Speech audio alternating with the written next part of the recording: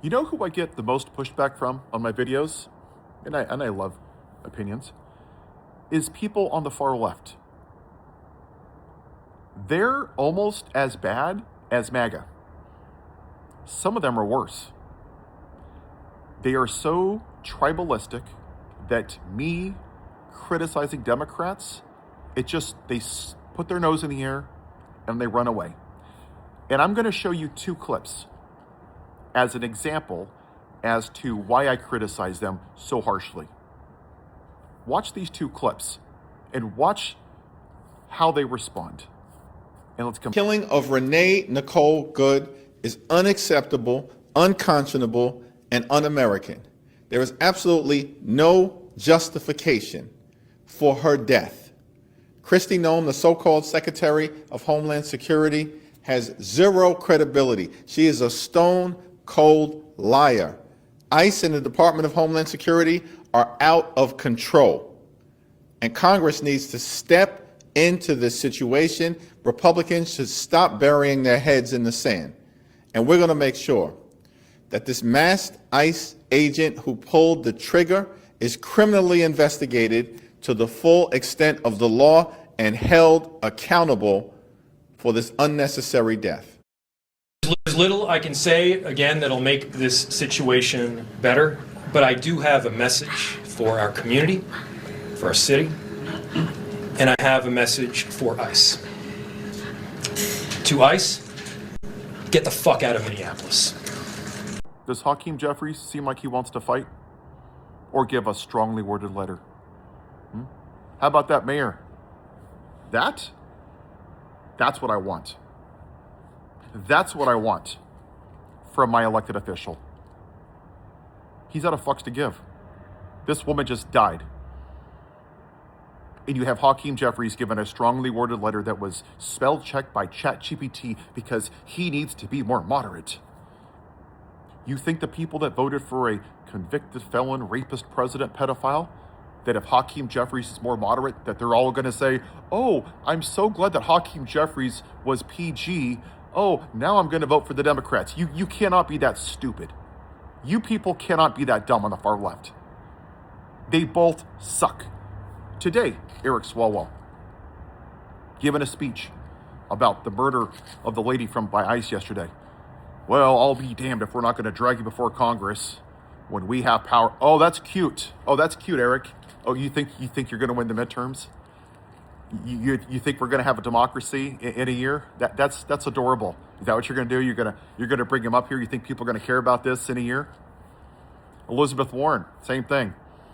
Yeah, look at Argentina. I can't believe this is happening. But he ran on fixing eggs. Look at the price of eggs. Look at the price of Nikes. They've gone up 3.89, 2/3%. Klobuchar did the same thing. Oh, this is really horrible what's happening in this world. And the murder in Venezuela and a fascist dictator in the East Wing. But he promised to bring down eggs. And it's like Democrats are on a Patreon account or some paid marketing campaign where some idiot is telling them, oh, just talk about affordability. Like, how was your vacation? Oh, it was okay, but I really want affordability. How are your parents doing? Well, let's talk about affordability. Like it's bullshit. It is. It's bullshit. It's not sincere. And that's why I criticize them just as much as Republicans. Metaphorically, the Republicans are Derek Chauvin that has his knee on the neck of democracy. And the Democrats are the three officers that are standing by watching it happen. They're complicit through their silence. Why hasn't one Democrat been arrested for getting into good trouble? I guarantee you John Lewis would have. I guarantee you Martin Luther King would have. Kaepernick would have. John McCain would have. I'd bet my house on it. Because you're not willing to be uncomfortable. Talk. Give me $10. Give me $5. Give me $20. Put me in power in a year. So your plan, making $180,000 a year, is there's nothing they can do, Paul. They're not in power. Good, then take their salary away. Cool. Then if they have no power, that means they're doing nothing. Then don't pay them. Take away their health benefits. their health care, their child care. Take it away. Oh no, not that. Every time the Democrats have a chance to do something, they crap the bed. They all voted for Rubio. Twice this year, they pushed through the CR. Utter, abject failure of leadership. Cory Booker gives a speech, then he votes for Charles Kushner, a convicted felon. 14 Democrats voted for the crypto bill. They all said we're not going to impeach because it's not politically beneficial, because that old-ass dinosaur, Nancy Pelosi, told them to. Al Green, the only man that had the balls to stand up, like the mayor of Minneapolis. Did any other Democrat stand up and do exactly what he did? No, because they were cowards. In fact, 10 Democrats censured him. When that congresswoman in Texas was locked in there for 3 days because Abbott wouldn't let her go last year, how many Democrats flew down there and sat in Congress with her? None. When Mike Johnson put the House on Congress last year for 6 weeks, how many Democrats went to D.C.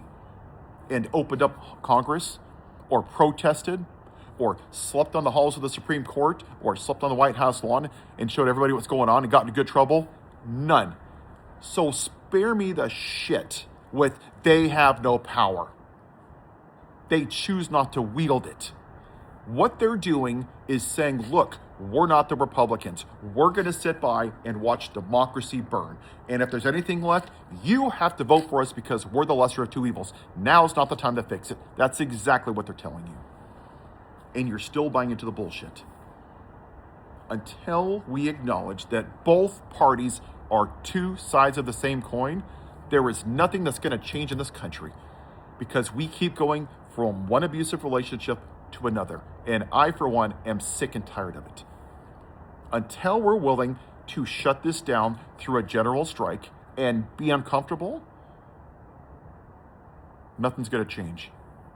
Until we have a third or fourth party, nothing's going to change.